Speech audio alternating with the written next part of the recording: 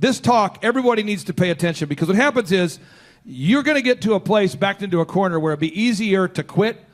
But if you're going through hell, you cannot stop. And I watched this woman passionately fight through. Her husband happens to be a great client of ours. We have an opportunity to work with her as well. And so if you're out there today and you're kind of needing that extra little motivation, I want you to pay attention and really lean into what she's saying, because the words she's saying, she lived through it, and she didn't just go through it, she grew through it. And I encourage everyone, again, just dial in one more time. Let's hear for Jami Sullins. Jami Sullins, thank you, Jami. Thank you, yeah. Thank you so much, Clay. I am really excited to be here and to share my story, because I know that every single person sitting in this room is going to go through something. It might not be what I have been through, but you're going to go through something, and things are going to get hard. So I'm just curious, how many of you have a plan right now of what to do when the crap hits the fan? I think I saw 2 hands. It's okay, because I didn't either. I had 0 plan. And here's the thing. I know that my God is an amazing and good God. But this past year has been some complete bullshit. And I bet you never thought you would hear those 2 words in the same sentence, but there you go. I also know that God is going to use this past year of crap, and he's going to make good out of it, and I'm already seeing that right now. And I want to share that story with you. So first of all, a little backstory. I am a teacher by degree, and I am specialized in early childhood special education. That is what I taught. Quite a few years ago, I was doing just that, teaching. And if you know anything about what public school teachers make, it's not enough. It is not enough. So I found a side hustle. That side hustle that was introduced to my life was Scentsy. Maybe you've heard of it. It's a multi-level marketing company. And it was amazing for me. First of all, kids stink, like really bad after recess. And so it was an easy thing for me to have in my classroom and market to the other teachers. Long story short, a year and a half after starting Scentsy, I'd replaced my teacher's salary, so I quit. And I have done Scentsy full time since then. Hi, it's my handsome husband. So I was doing it and doing it well, but I was only doing it the way that I was taught from the other people in the business. And those are all people that are not educated in business. They are teachers, they are nurses, and they are people that have just figured it out. I was doing the same thing, figuring it out. But I saw what Clay and the things that he teaches here benefited my husband and his business, and I decided to step in and see what they could do for me. Instantly, they helped me figure out my 3-legged stool. Old school MLMs were home party based, and I wanted to get out of the home party base. I didn't want to be tied down to driving to people's houses and never knowing what I was going to walk into. I wanted to build a business that gave me more freedom. So we decided to work on YouTube, work on referrals, and work on SEO, Google, like pulling up on the internet. So they helped me build a proper website that was optimized. I don't know what that word means, but I know you should maybe know what it means. They'll do it for you. That's all I know. Like I said, built a YouTube channel. Now, earlier we heard how YouTube was not so good, but in my business, it has been beneficial because I know it brings me leads. Why do I know it brings me leads?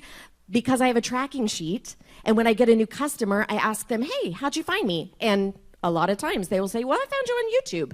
So it works for my business. So it's not a yes, do it, or a no, do it. It just depends on your business. So my business was steadily growing. It was getting easier. I was doing well. I was flourishing. And then on March 19th, my phone rang. I was having lunch with my husband at a local Mexican restaurant. My phone rang. It was a local phone number, and I'm one of those people that doesn't answer the phone if I don't know the number. However, I answered it that day. It was a local number. I answered it. I said, hello, and she said, is this Jami? I said, yes, it is. She said, this is Dr. Sullivan. and my heart sank down into my stomach. I had found a lump a few weeks earlier in my breast while I was in the shower. I knew it wasn't normal. I'd reached out to her. She had scheduled a diagnostic mammogram, which led to, please don't leave. We're going to do an ultrasound right now. Which led to, we're going to do a biopsy. A week later, I got that phone call. It was breast cancer. We later found out that I was diagnosed with what is called triple-negative invasive ductile carcinoma. I know those words probably don't mean a lot to you. Here's what I'll tell you what they mean. It was very aggressive, fast-growing, and very hard to beat. Because triple negative means they don't know what is feeding the cancer. A lot of breast cancers are hormonal based, and if they know that, they can block the hormones and it stops the tumor from growing. But triple negative means all the tests they ran on the biopsy were negative. They don't know what is causing this. So that means they throw everything at you. I immediately went in for port placement and started chemo. Here's the thing. On movies, we see people throwing up and losing weight, and that's about it for chemo. There's so much that is never portrayed in the movies. Of course, there's the gastrointestinal issues, and I won't go into detail over that. Let me just say it's no good. There are food issues, food aversions, things that really disturb your body that you normally eat, you normally love, and suddenly you can't eat them anymore. I got mouth sores so bad that it hurt to brush my teeth. It hurt to eat sometimes. So I lived off of protein shakes for a while because that's all I could do. It hurt to chew. Constant exhaustion. Now, I was a person that was always on the go. I was known as the stay-at-home mom that was never at home because I was so busy all the time. But during chemo, I just laid on the couch or in my bed, and that's all I did. Of course, the hair loss. Now, you guys are seeing my website. I was pretty much known for my hair. I had the most amazing purple pompadour. Like, it was my signature. I loved my hair, and people knew me for my hair. And next thing I knew, it was gone. You try to make sure that certain things don't become your identity, but for some weird reason, my hair had kind of become my identity, and it was gone. But guys, you don't just lose the hair on your head. I lost my eyebrows. I lost my eyelashes. I lost everything that when you look at a woman, most people deem beautiful or pretty. And that's hard. That's really hard. Did you guys know that on top of hair loss, chemo patients can often lose fingernails and toenails? Luckily, I never lost any, but the pain was excruciating. I could only wear open-toed shoes, and this was in the dead of winter. That was a tough one. But here's the thing. There's all this stuff around chemo, but there's so much that people don't talk about. How about this? We live in a society that pushes big pharma, and they claim that they can cure you. But I also know that big pharma and chemotherapy do a lot of harm to your body. So I started looking at naturopathic ways to beat this. That's a lot of information. And I was told I had to make a very quick decision. This was aggressive, this was fast growing. You need to choose a surgeon tomorrow, is what I was told. I had one day to choose a surgeon. But wait, do I even want to do this? Or do I want to go naturopathic? So much information, it's overwhelming, and you can get paralyzed in making the decision. I decided the bottom line was I was going to do a hybrid. I was going to do chemotherapy, but also do things naturally that would help my body. I made drastic nutritional changes.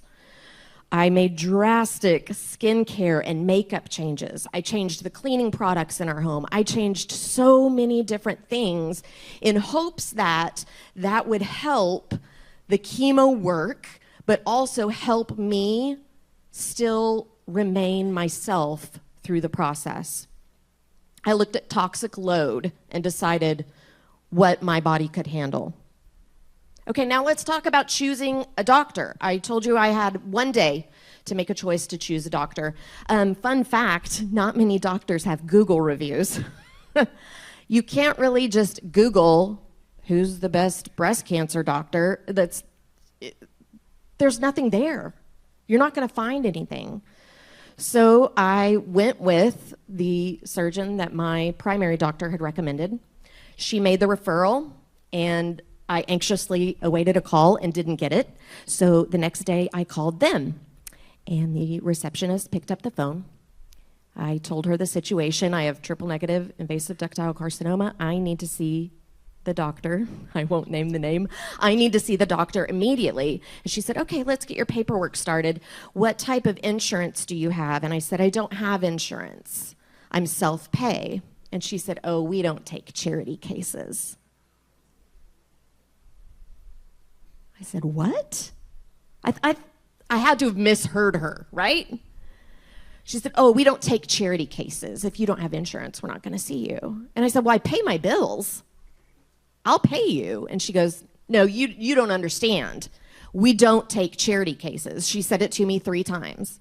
I hung up the phone. I called my husband in tears because I'm one of those that when you get mad, you cry. I know there's some of you out there. That's me. And that's what was happening. My husband, Paul, went protective bear and called and heard the same thing.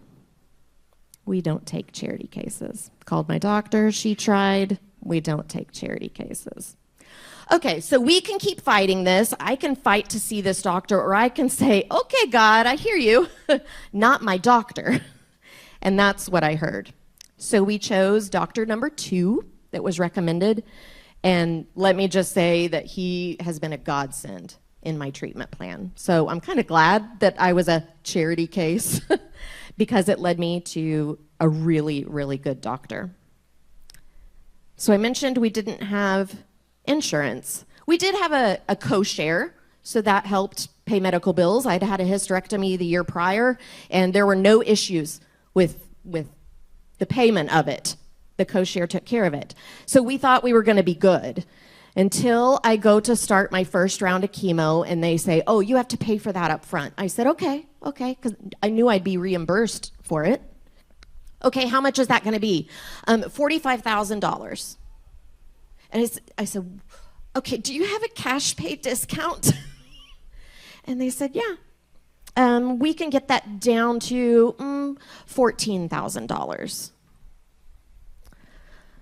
Okay, we probably could have figured out how to do that, but I needed 16 rounds of chemo. We're talking $14,000 each round, each week I needed to have to get my treatment. My husband went into fixer mode, as he often does, and found a way for us to get insurance. And I was able to start chemo, but it was delayed a month. Now, let me tell you, from the time my tumor was found to the time my treatment started, about a month and a half maybe, the tumor had doubled in size. That's scary. It's really scary. So how do you beat cancer?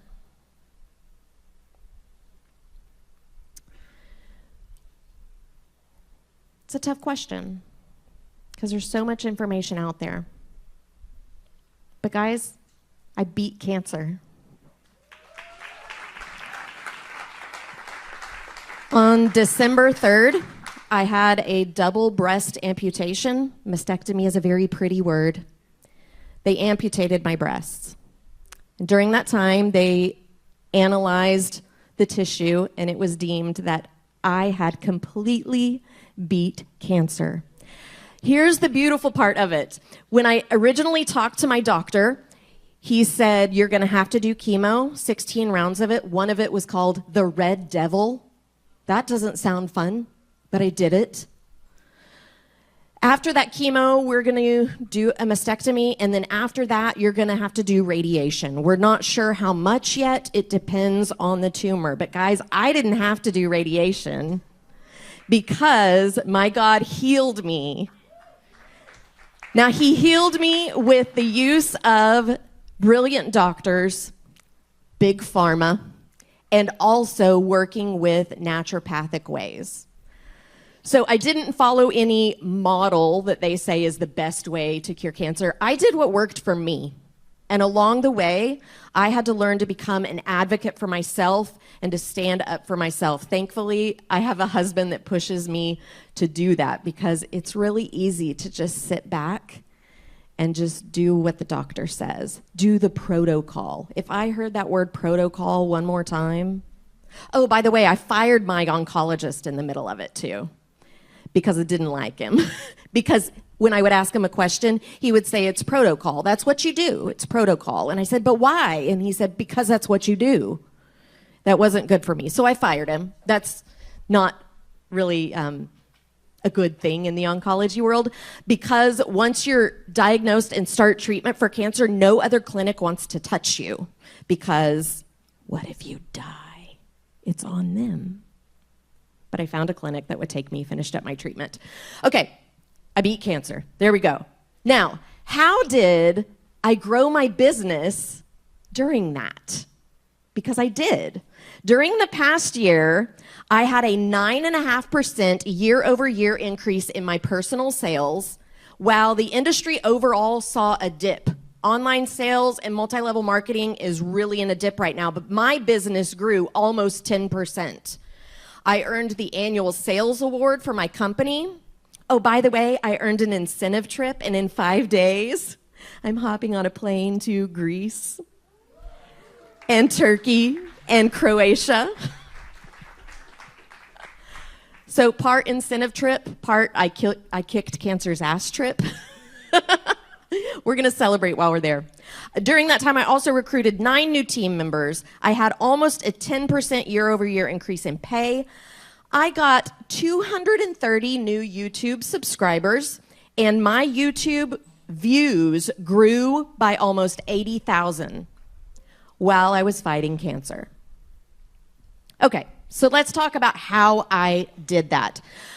You hear about BC and AD as far as time goes, before Christ and after death. Well, I have BC and AD. My BC is before cancer, and my AD is after diagnosis.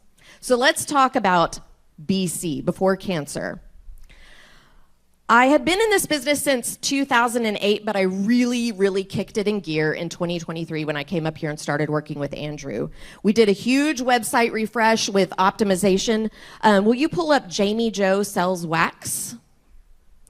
I had always used just my corporate website, but the crew up here did an awesome job doing a refresh on my website. Jamijo Sells Wax.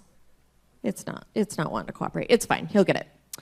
I worked on Google reviews. I had never even had a Google listing, and now I think I have 138 Google reviews. So worked on that.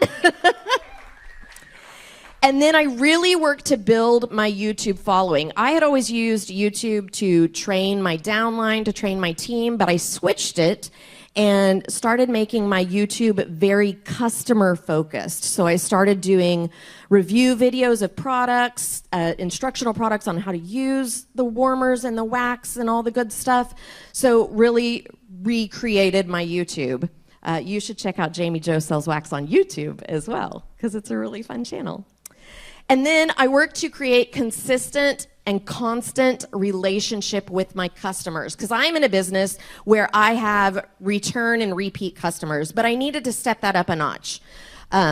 So I was doing texts, emails, mailers, social media.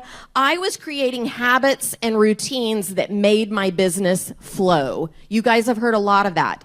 Have a flow, have a system. I was creating all of that. And then cancer happened. And there were days I didn't want to get out of bed.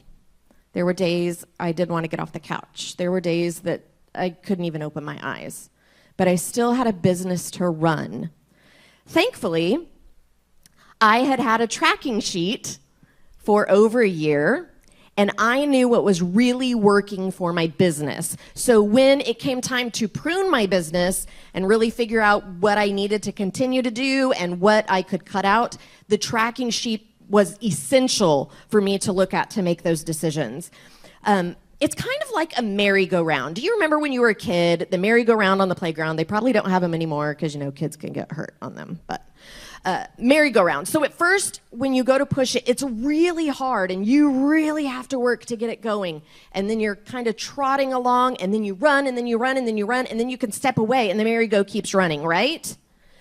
Well, thankfully, that's what YouTube had done for me, because I knew I could kind of take a break from YouTube, but those videos would still be there, and they would still be bringing me new customers, and they did all through that. So YouTube, I stopped doing it, but it was always working for me. I stopped asking for Google reviews, because there were some days I didn't even want to have a conversation with my husband, let alone ask a customer for a review. However, I had already had like over 100 on my Google, so I was already working. I am the highest rated, most reviewed Cincy consultant in the US. So it was already working for me. My monthly mailers went to quarterly. My weekly emails went to monthly. I knew I could cut those back because I knew the return on investment wasn't as great as other things. Here's what was working, was my relationship with my customers. So I continued to do constant thank yous to them when they ordered. I continued to text them the specials. I continued to text them about my health too, because I had formed relationships with them and they were concerned about me. So I kept that constant communication with my customers. You need to know what works best for your customers, because your business is going to be very different than mine. Thankfully, I had a tracking sheet. I knew what worked. I knew that my repeat customers were my bread and butter, and I knew that because of the tracking sheet. So that's what I really worked on. I really learned what was essential in my business and what was, I call, fluff. Things that were fun for me, they were pretty, but they didn't bring me customers, because I needed to make sure if I had an hour of energy that I spent that hour doing exactly what I needed to do to keep a paycheck coming in. Now here's the thing. I said routines.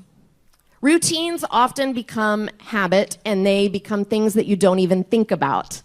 And that's what had happened. One of the surgeries that I've had several, and I still have several to come. One of the surgeries I had, I was coming out of anesthesia. And I don't know if you've ever had a surgery, but it's a really weird time when you're coming out of anesthesia, because you're kind of in this different world, but you know what's going on around you, but you're really still kind of out of it. So I'm laying there. I don't think I'd even opened my eyes yet after surgery, but I was starting to become aware of the things happening around me. And I heard the nurses over at the nurses station talking. There was a big ice storm coming in, and some of them had decided to stay overnight so they could work the next day without having to drive. And they were all talking about who was working, who wasn't, all this. And I hear them ask one nurse, and she says, "Oh, absolutely. I'm picking up every overtime shift that I need, or that I can, because I need some extra money. My son started soccer, and we need to pay the fees," or whatever it was. And I hadn't even opened my eyes yet, but in my brain, I'm going, I need to talk to her about Cincy, because if she did this business, she wouldn't have to work the overtime, and she could spend that time with her kid. So I had built those habits where I knew what I needed to do. Now, unfortunately, I couldn't speak because of the anesthesia, so she's still working overtime shifts. She didn't have to, but she is, because I couldn't speak and tell her that. But my point of that story is, when you do the things over and over and over again that you know work in your business, you don't have to think to do them the next time. It'll just naturally happen. It'll naturally come to your mind. Habits are what you want in your business, because habits bring in consistent money.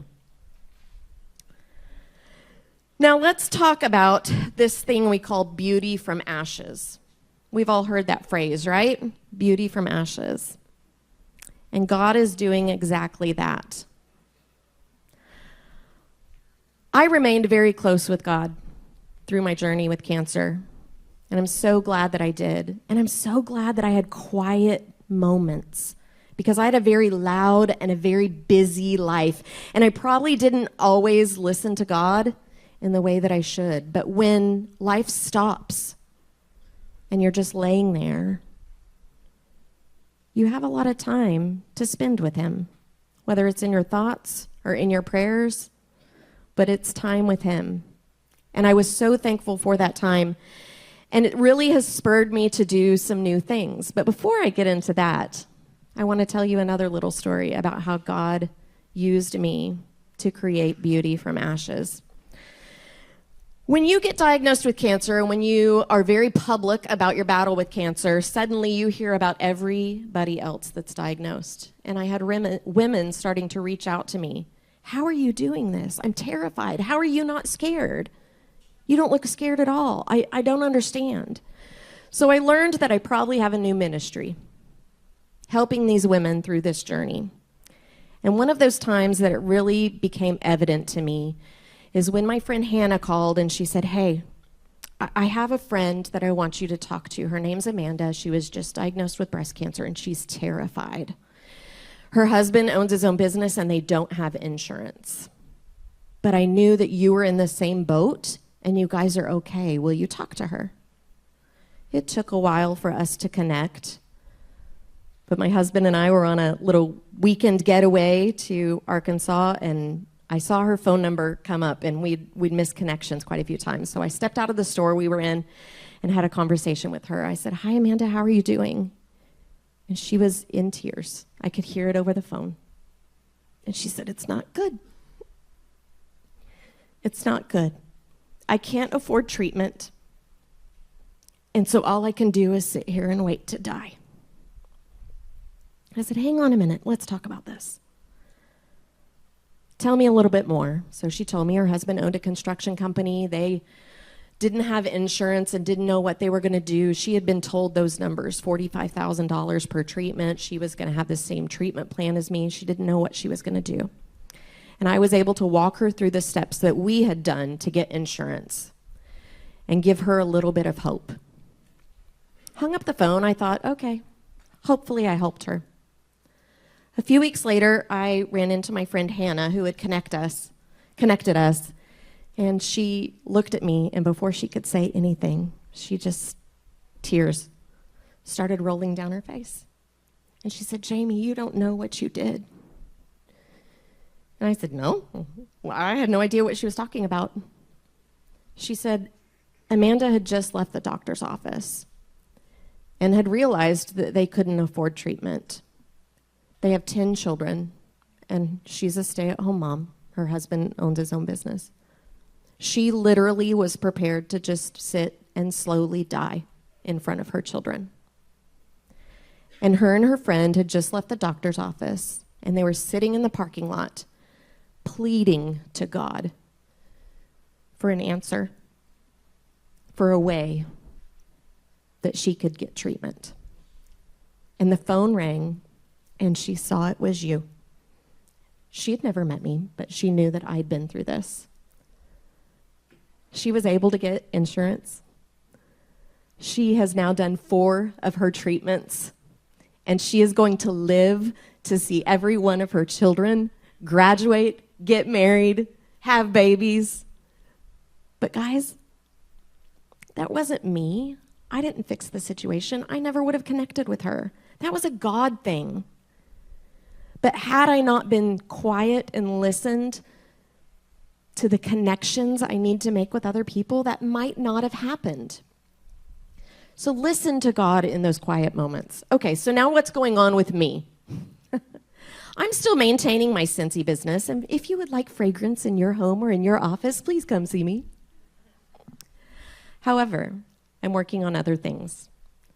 Public speaking is my passion, and I believe that God has catapulted me with a message of encouragement, with a message of survival, and with a message that things can get better.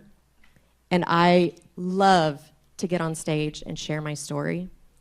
So if you have an organization or a church, a women's ministry, please reach out to me and connect with me, because I would love to come share my message with those people. I'm writing a book, and it's so much fun. It should be published by the end of the year. So please go to jamisullins.com. If you scroll to the bottom, you'll see subscribe to my newsletter. If you do that, you'll know when my book comes out. Also, I've started a new business because I'm not busy enough. Guys, I just finished treatment 2 weeks ago.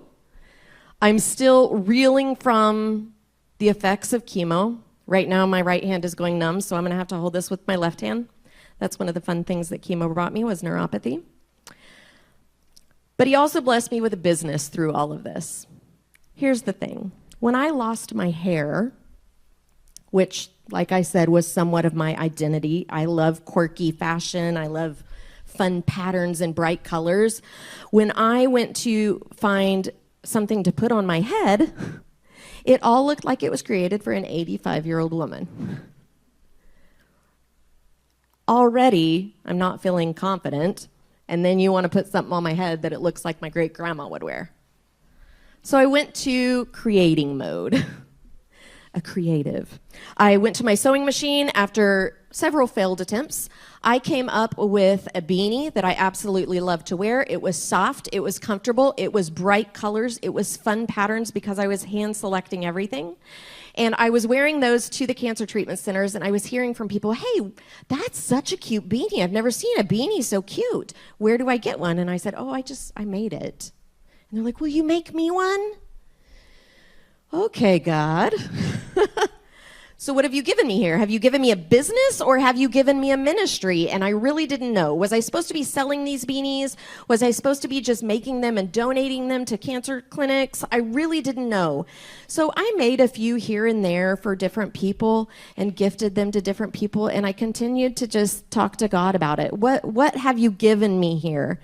And one day I woke up, and clear as day, I heard, it's both. Wait, what?